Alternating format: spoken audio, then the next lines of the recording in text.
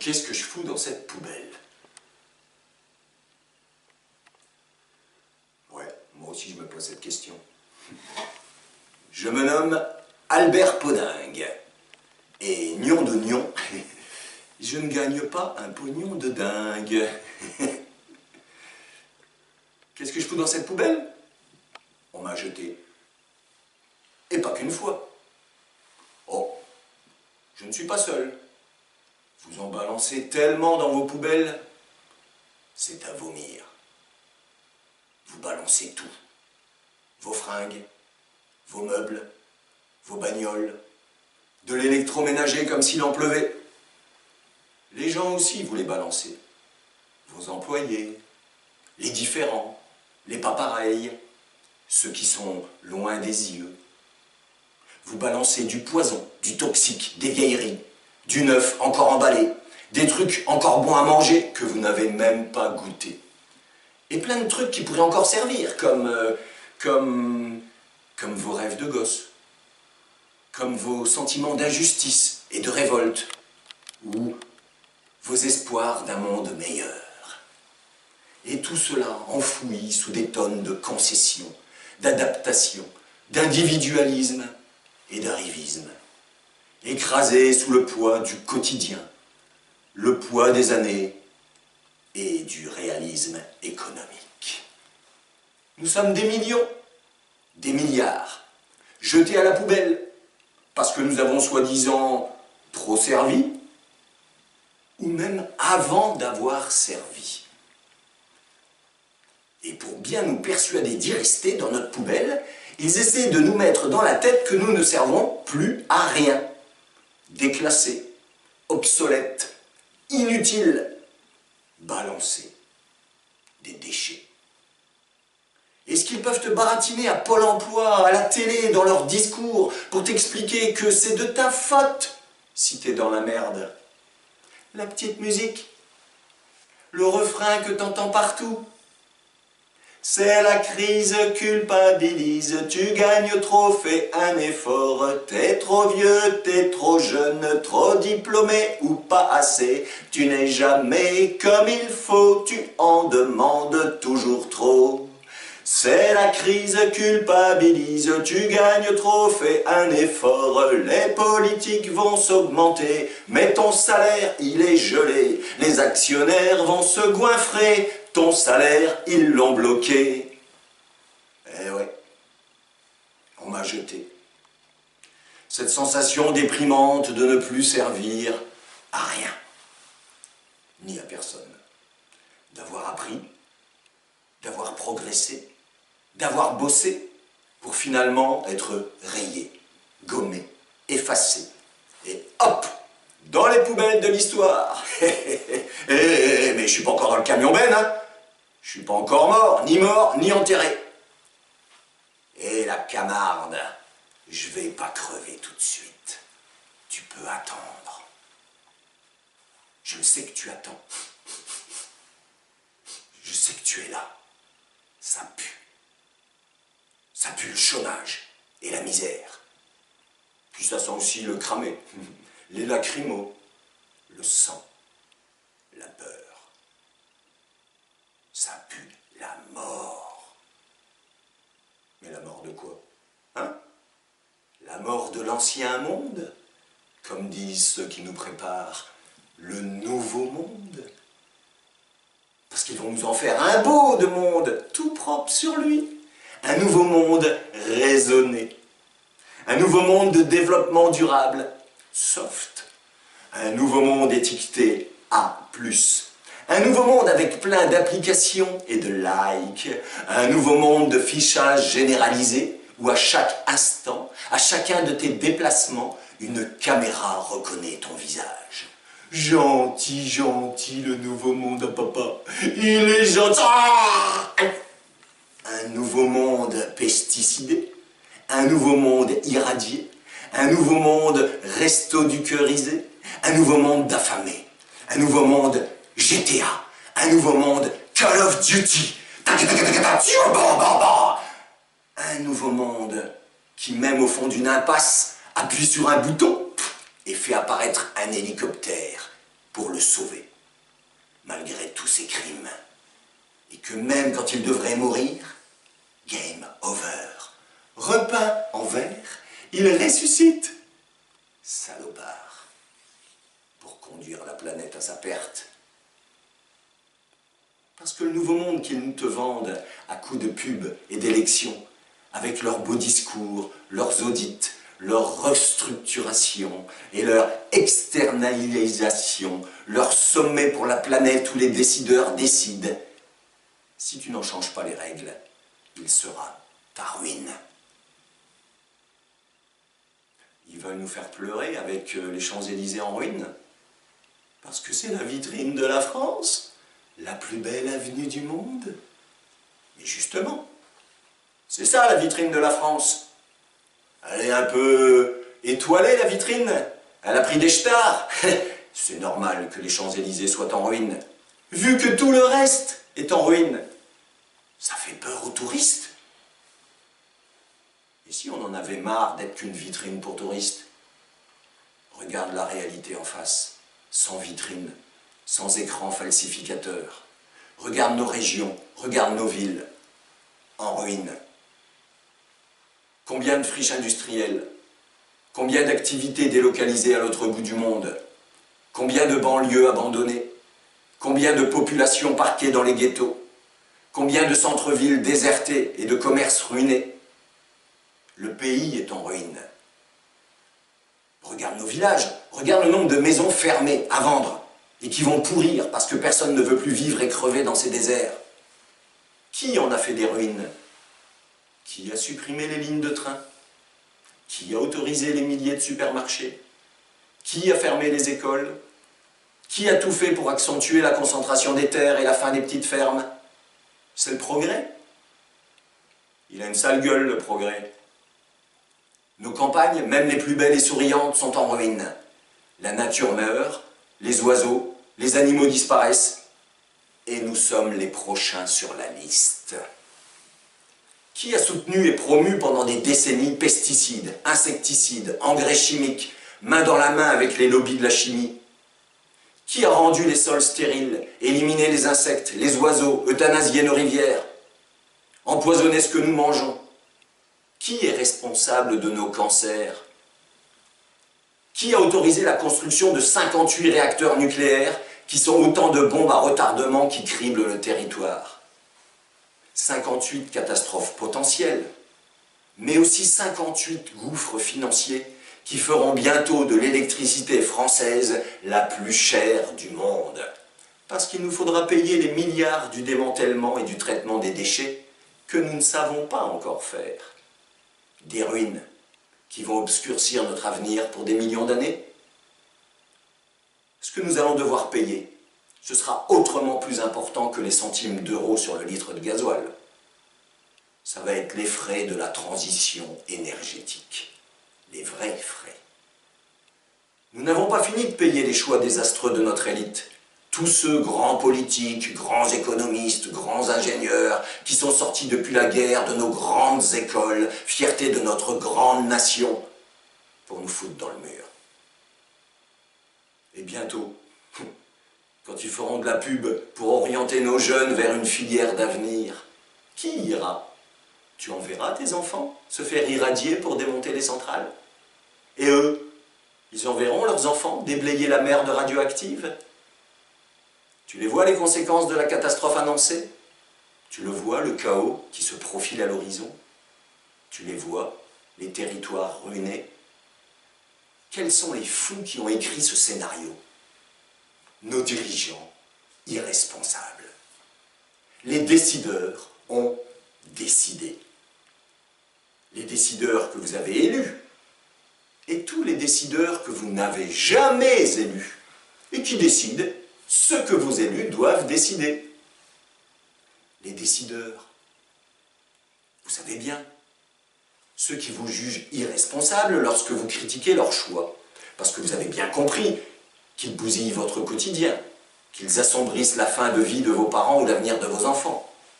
Mais vous n'avez pas le droit à la parole, ou alors on vous laissera causer toujours, mais on ne vous donnera pas le droit de décider. Pourquoi? Parce que l'on ne reçoit pas le droit de décider à la place des décideurs. Ce droit-là, il faudra le prendre.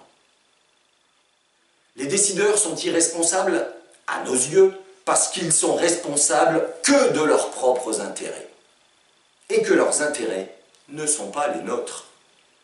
Une usine qui ferme et qui met des centaines de travailleurs à la porte, parce que les actionnaires préfèrent augmenter leurs dividendes de 12% au lieu de 6%. Des marchandises que l'on nous vend par millions de containers, des marchandises conçues pour ne pas durer, pour nous obliger à acheter encore et toujours des marchandises nocives pour notre santé, inutiles, jetables, polluantes, gaspilleuses d'énergie et de ressources naturelles. Nous faire crever à petit feu et faire crever la planète. Irresponsable. Capitaliste, irresponsable, politicien, irresponsable, soyons responsables, virons-les. Irresponsables aussi lorsqu'ils ont autorisé la finance et les banques à diriger l'économie. Des milliards et des milliards de spéculations qu'ils jouent sur les cours de la bourse, sur les matières premières, sur la vie ou la mort de peuples entiers. Regarde la Grèce. Regarde l'Argentine.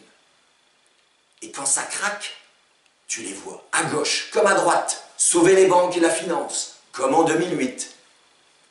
Et 10 ans après, nous en sommes revenus au même point. Les spéculateurs spéculent et tu vas payer leur addition. Mais c'est toi qui dois culpabiliser. Parce qu'on te dit que tu dépenses trop pour le social et que tu t'endettes. Alors qu'ils spéculent avec tout ce que nous leur abandonnons. La dette que nos dirigeants politiques ont contractée, les intérêts de la dette à rembourser, c'est le choix qu'ils ont fait d'offrir à la finance des revenus colossaux. Et l'austérité, c'est appauvrir les pauvres pour enrichir les riches. C'est affamer les pauvres, les réduire à la soupe populaire et à dormir sous la tente. Et voilà un petit président qui vient nous dire à la télé que ce n'est pas bien d'être violent. Parce que se faire virer de son boulot, être jeté à la rue, c'est pas violent ça? Se faire engueuler, exploiter, traiter pire que des chiens dans des boulots de merde pour produire de la merde, c'est pas violent? Survivre avec rien, c'est pas violent? Ne pas pouvoir soigner correctement, enseigner correctement, ne pas pouvoir créer, inventer, travailler correctement, ne pas avoir d'avenir, ce n'est pas violent? Alors ça bouge, ça proteste, ça fout le feu. Foutez pas le feu à ma poubelle, elle peut encore servir. Ouais, il y a de l'animation.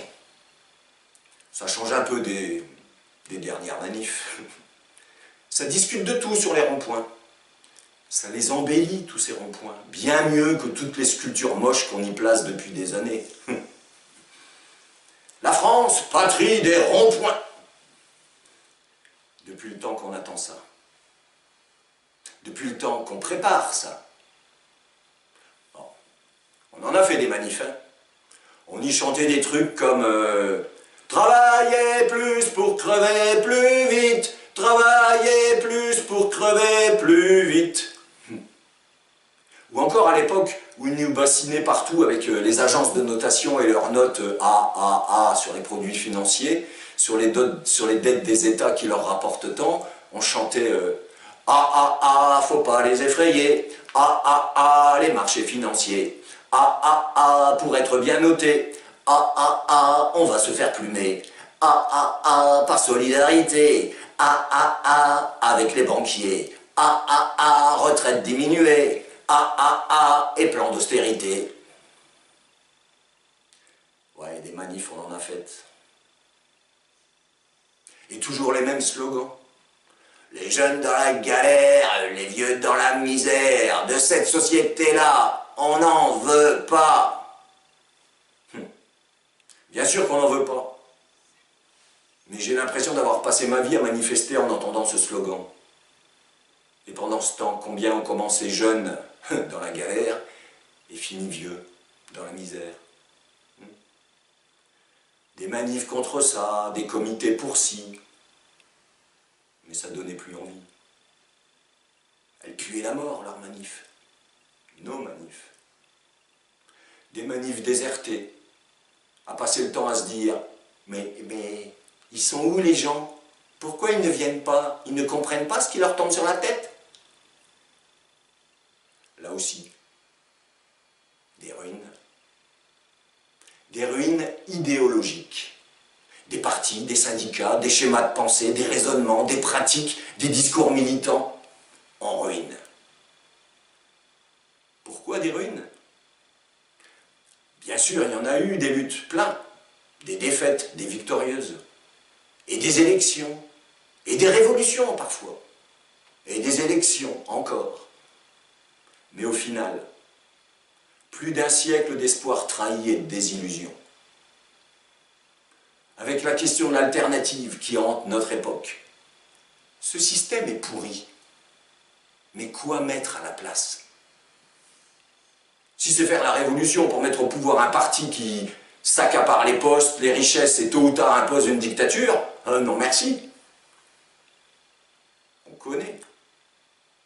Ça nous a bien refroidi. Pour certains, d'une balle dans la tête. Si voter aux élections, c'est subir toujours la loi des riches, quels que soient les politicards élus, pourquoi voter? On les vire, ouais, et on fait quoi? Ce système est pourri, mais quoi mettre à la place?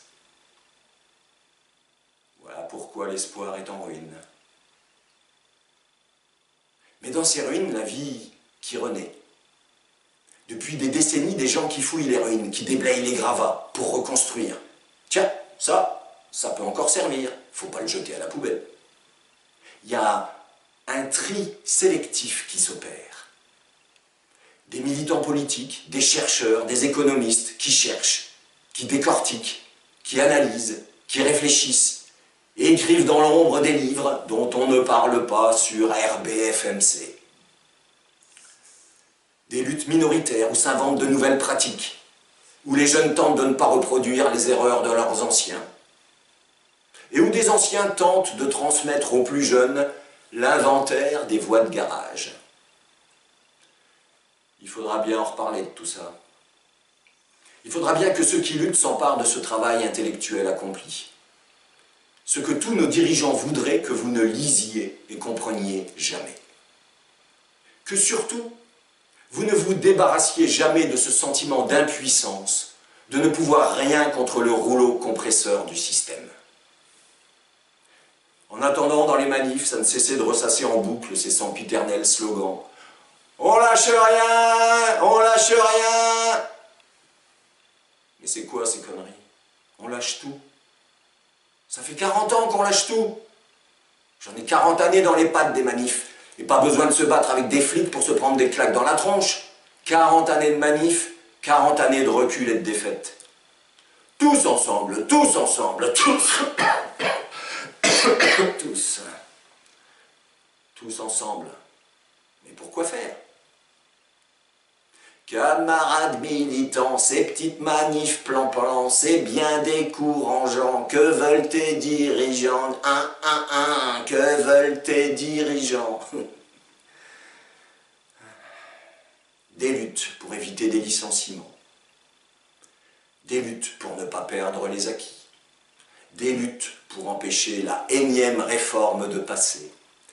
Des luttes défensives, de repli, de défaite programmée. 24 heures de grève tous les 6 mois, ça va faire très peur au patronat. 24 heures de grève tous les 6 mois, c'est la petite balade des syndicats. D'ailleurs, c'est peut-être pour ça que ce sont toujours les mêmes qui manifestent. Ils font leur petit tour, ils suivent leur petit parcours, et ils reviennent au point de départ. Ils tournent en rond. Ça tourne en rond, parce que ça tourne en rond aussi dans nos têtes. Et quand on les lève, nos têtes, on voit les charognards qui volent et qui tournent en rond, prêts à nous bouffer. Ça tourne en rond parce que la propagande a fonctionné. Le discours officiel a gangrené les esprits. il y a un trou de la Sécu. Il y a un problème des retraites. Nous ne travaillons pas assez. Nous coûtons trop cher. Nous allons souffrir. Et nos enfants, pire encore. C'est tellement répété que nous y croyons. Nous nous y préparons, soumis à la fatalité économique. Ils assènent leurs croyances de la pub aux infos, de leur omnipotence. Ils remplissent les journaux, sûrs de leur importance, leurs prêtres économistes, avec condescendance, nous offrant sacrifice. Nous sommes des privilégiés. Nous gagnons trop. Nous avons des avantages. Et cela nous empêche d'être compétitifs à l'heure de la mondialisation. Nous devons être plus flexibles. Nous devons augmenter notre productivité. Nous devons devenir des pions interchangeables, subir les humiliations, ne plus être reconnus pour notre savoir-faire, pour notre niveau d'études ou pour l'expérience que nous avons acquise pendant toute une vie. C'est le refrain que nos ennemis nous servent depuis des décennies. Et nous avons cru nos ennemis. Enfin, c'est un peu plus compliqué. Nous avons cru ce que l'on nous racontait et nous avons mis longtemps à comprendre que ceux qui nous le racontaient, quelle que soit leur étiquette politique, étaient nos ennemis. Et encore, tout le monde n'a pas compris. T'as un régime de retraite avantageux? Bien fait pour ta tronche si tu le perds. T'es un privilégié. T'as un statut qui te protège. T'es fonctionnaire. On ne peut pas te virer. Privilégié. T'as un bon boulot? Privilégié. T'as un boulot pourri? C'est mieux que rien. Privilégié.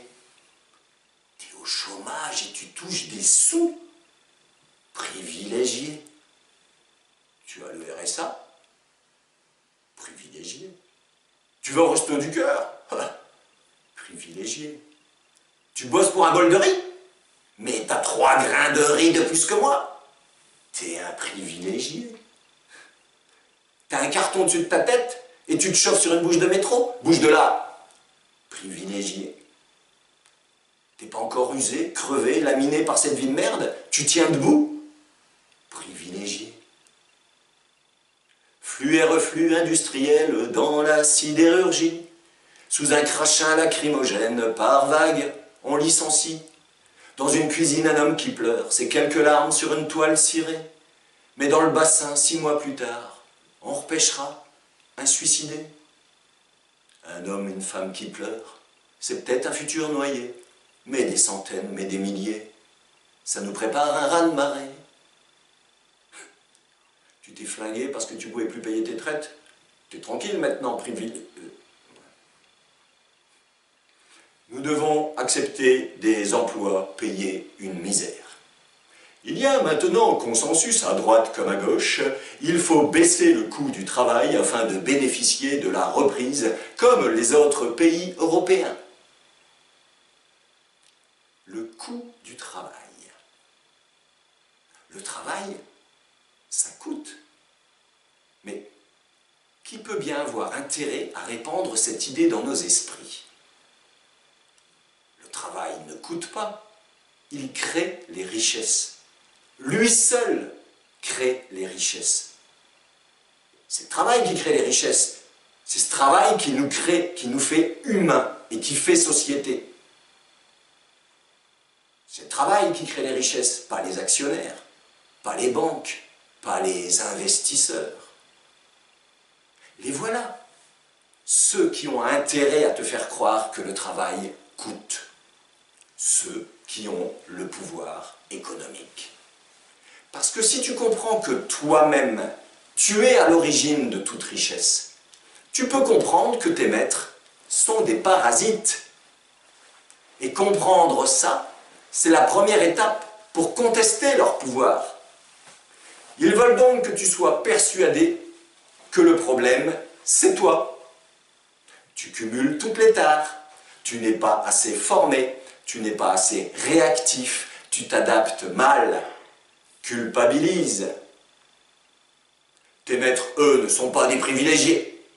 Ce sont des gens responsables, utiles à la société, qui apportent des solutions à tes problèmes. C'est par altruisme et philanthropie qu'ils t'embauchent. Et ce sont toutes ces qualités qui justifient leur fortune. Ils possèdent tout. Ils gagnent 50, 300, 1000, 10 000 fois ton salaire. C'est pour te faire sentir à quel point tu n'es rien, poussière de travailleurs. Eux étaient prédestinés. D'ailleurs, les sommes qu'ils amassent sont tellement exorbitantes qu'elles nous sont inintelligibles. Carlos Ghosn, 40 000 € par jour. Nous entendons l'information, mais nous nous détournons bien vite de ces chiffres aveuglants, tels l'esclave devant la face du pharaon.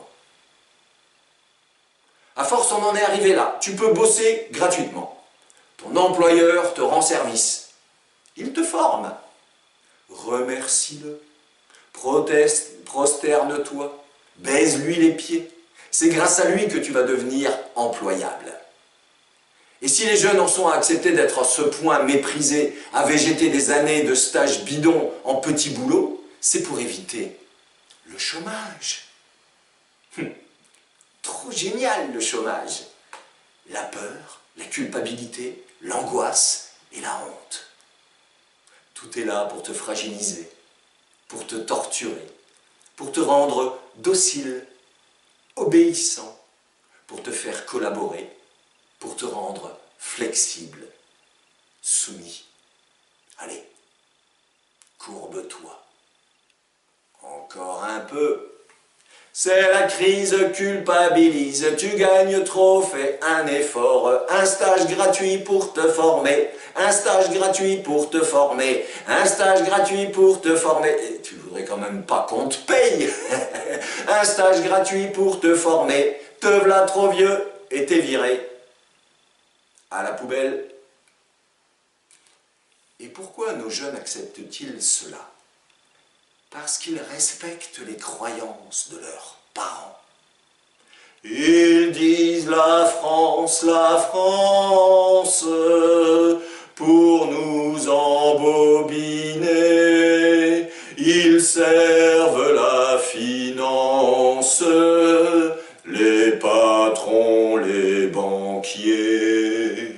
Ils disent croissance, croissance, compétitivité, ils servent la finance, mais pas nos intérêts.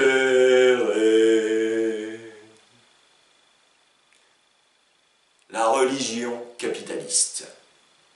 L'ouvrier y croit lorsqu'il pense que la société ne peut pas vivre sans patron, qu'il n'y a pas de travail possible sans employeur. Nous croyons que seuls ceux qui ont un patron produisent de la valeur économique.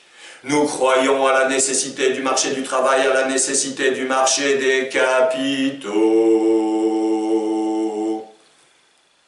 Le marché du travail. Le marché du travail, c'est là où les employeurs font leur marché. C'est un endroit magique où nous nous transformons en demandeurs d'emploi. S'il vous plaît, monsieur, s'il vous plaît, madame, embauchez-moi, oui, à n'importe quelle condition.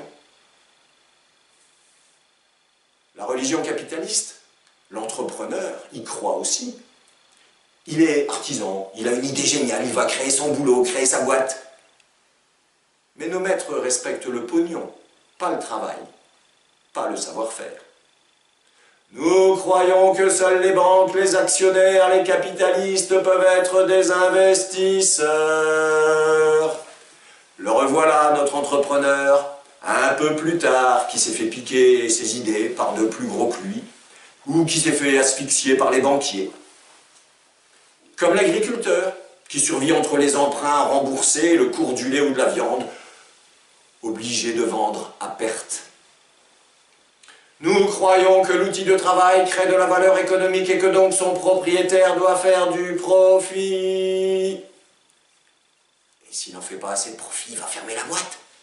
Alors je culpabilise et je fais des efforts. Je suis prêt à tout pour garder mon boulot. Il peut rogner sur mes droits, sur mes heures, sur tout. Allez, prenez-moi au salaire minimum et ne payez pas de charges sociales.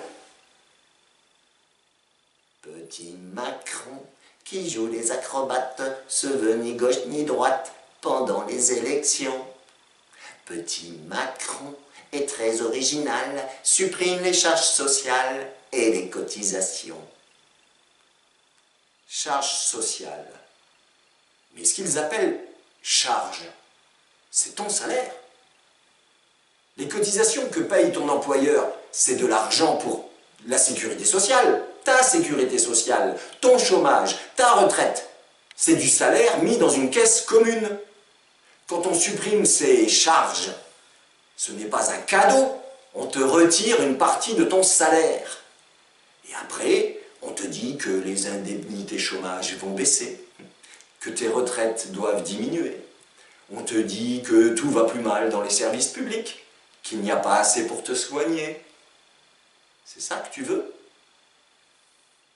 Et quand on te supprime des cotisations sur ta feuille de salaire, tu crois vraiment que c'est un cadeau qu'ils te font? Eux, te faire un cadeau? Tu la pressens pas, l'arnaque?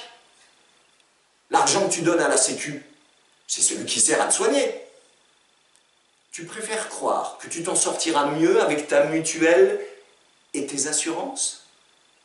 Parce que tu as confiance dans tes assureurs. Même tes banquiers deviennent des assureurs. Tu as confiance en ton banquier? Tu crois vraiment que c'est pour ton bien ou leur profit? Ta cotisation, c'est ce qui te donne du pouvoir. On te dit qu'on augmente ton pouvoir d'achat en te la retirant, mais c'est du pouvoir qu'on te retire. Oui, c'est normal de cotiser. Cotisons tous. Ce qui n'est pas normal, c'est que nous n'ayons pas le contrôle sur ce que nous donnons. Je t'en reparlerai un jour. Petit Macron impose la loi travail, candidat des patrons, candidat piège à con. Mais le mieux encore, c'est que tu n'aies pas de salaire du tout. Deviens auto-entrepreneur. Exploite-toi toi-même. Au nom de la liberté d'entreprendre, on retournera au 19e siècle. Vieux, tu crèveras dans la misère. Aujourd'hui, ils te volent demain. Aujourd'hui, ils nous volent demain! Mais non, brebis égarée, tu n'es pas dans le droit chemin. Nous entrons dans le meilleur des mondes. Nos grands prêtres économistes l'affirment.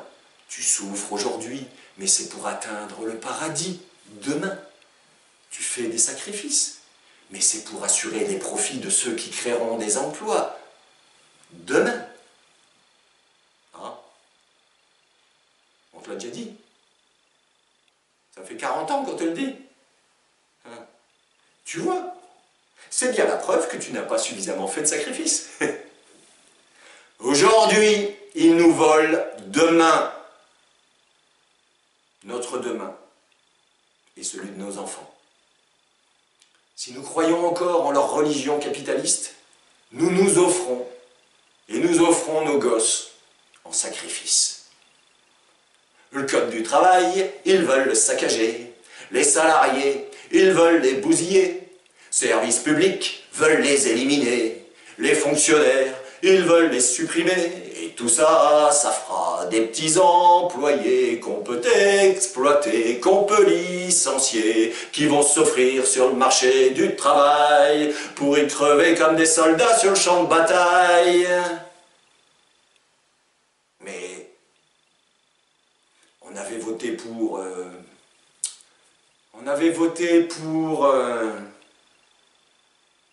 Pour qui vous avez voté? Vous vous en souvenez?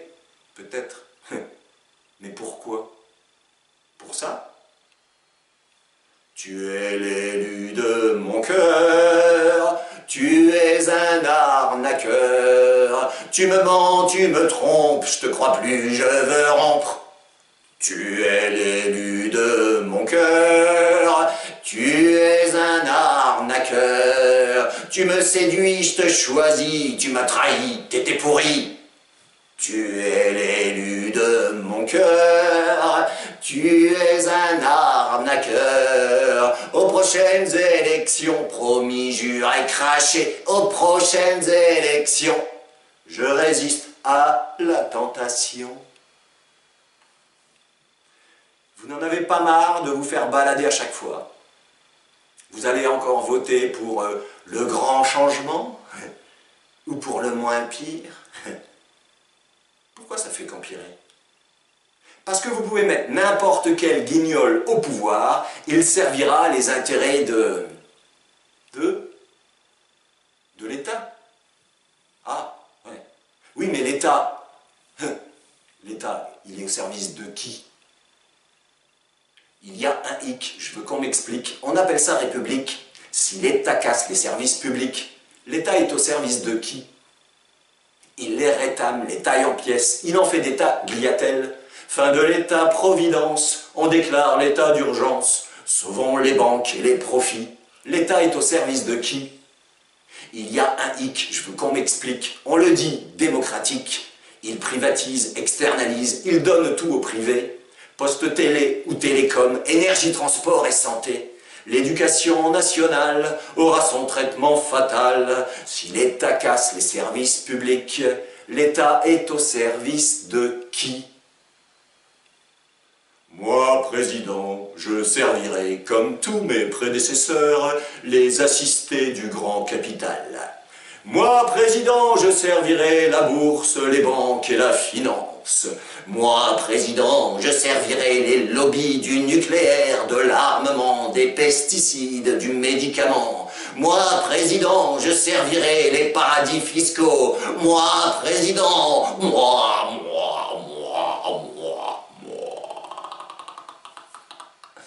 On remplace le président par un président, puis le président par encore un autre président, et les politiciens par des politiciens, qui nous resservent les mêmes solutions qui ne font qu'aggraver notre situation depuis des dizaines d'années. Cessons, stoppons, arrêtons, remplaçons-les par nous-mêmes.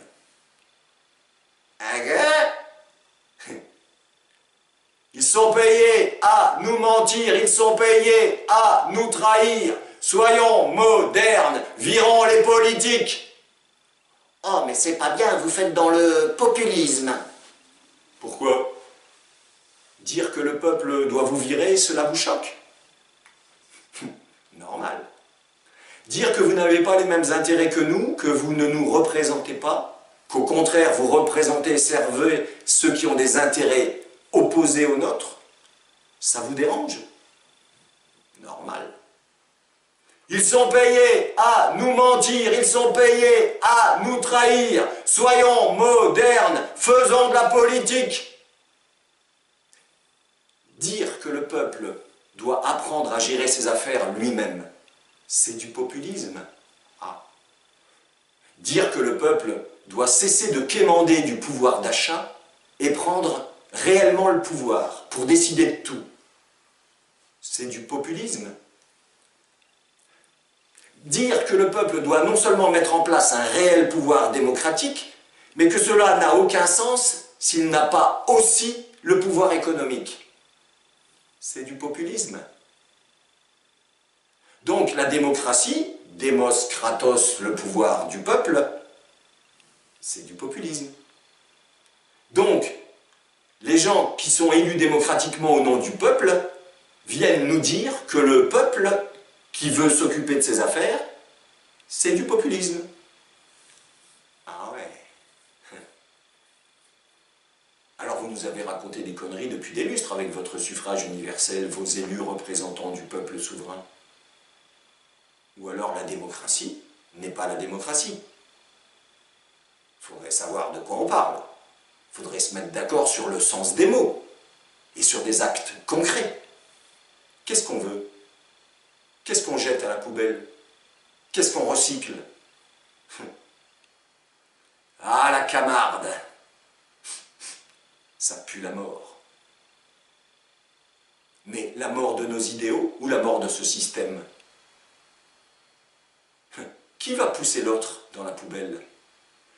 Ils sont payés à nous mentir, ils sont payés à nous trahir. Ah, ça triera, ça triera, ça triera. Faudra trier dans nos idées. Qu'est-ce qu'on garde? Qu'est-ce qu'on jette? On en reparle les prochaines fois. Je me nomme Albert Podingue. Et nion de nion, je ne gagne pas un pognon de dingue. Qu'est-ce que je fous encore dans cette poubelle? Qu'est-ce que je fous encore dans cette poubelle? Faudra bien que j'en sorte.